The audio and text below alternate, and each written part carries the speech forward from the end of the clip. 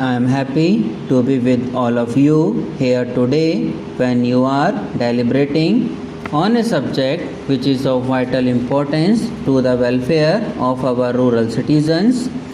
When we became independent as a nation, our founding fathers dreamed of a country where every citizen would be free from poverty, ignorance, and disease, problems which had plagued millions of our people for centuries.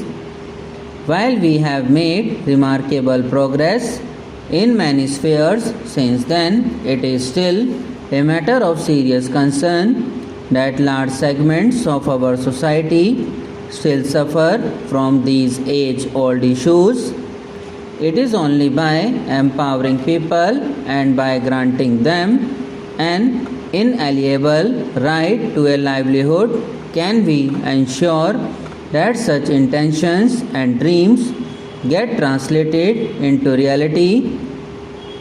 In this context, the National Rural Employment Guarantee Act is a path-breaking legislation. It is a landmark in the economic history of our people in the regime of rights enjoyed by our people and in our efforts for social equity and justice. It entitles our rural poor to guaranteed employment, to a means of sustenance, a means to avert distress, a means to secure 2 square meals a day, and a means to lift them out of the trap of poverty. The legal guarantee of 100 days of employment in a year to a rural household is unprecedented. India has set an example that I am sure many other countries will follow. The passing of this legislation is also significant because of the widespread discussion that it generated. I draw your attention to the debate in Parliament. I urge you all to draw the correct lessons from what was said in that debate. Today you are gathered to consider how best we can deliver on this promise to our poor. The NREGA is a unique social safety net because its beneficiaries are not passive recipients of doles but will become active participants in the creation of rural assets.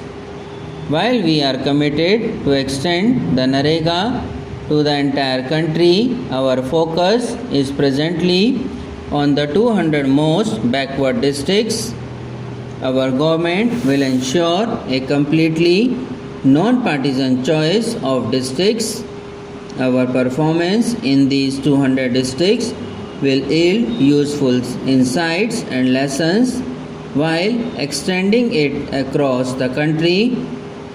Therefore, the quality of implementation of the Act in its initial phase is of critical importance. Focus shifts from outlays and expenditures to ensuring that employment is provided where needed. Of course, this has to be tied with tangible works resulting in the creation of assets. But the focus on employment is clear and there should be no doubt on that. This will require a lot of hard work by states such as in creative perspective plans, having shelves of projects, establishing mechanisms for providing work wherever required, setting up institutions for monitoring and technical support, designing smooth financial flows and providing for accountability of the entire process. A task of this nature has never been attempted before, and hence the importance of a serious effort in this regard. The foremost requirement is establishing institutional mechanisms for implementing the guarantee. The Panchayati Raj institutions, with the assistance of government agencies, are central to this. Panchayati Raj institutions will have to be geared up for it. This is also an opportunity for strengthening grassroots democracy. You would need to ensure capacity building of these institutions so that they may discharge their responsibilities effectively. Besides the panchayats, other supporting agencies like the district administration and line departments should be properly trained for the task. All agencies responsible for the implementation at all levels should know that deficiencies and deviations bear cost. The guarantee requires timely transfer of resources to the implementing agencies so that works can start on demand. States will have to ensure that wage employment is given within 15 days of demand for work. If this does not happen, states will be liable to pay unemployment allowance at their own cost. Under employment guarantee schemes, there is much wider scope for participatory planning than before, with the Gram Sabha selecting the works needed. Local communities and panchayats enable local area planning. With proper technical support, they should be able to develop feasible plans well in advance to meet the demand for work in 15 days. I believe that many development initiatives have been impeded not so much for want of resources as for want of proper perspective planning. The Act provides an opportunity for creating durable assets that strengthen the livelihood resource base of the area.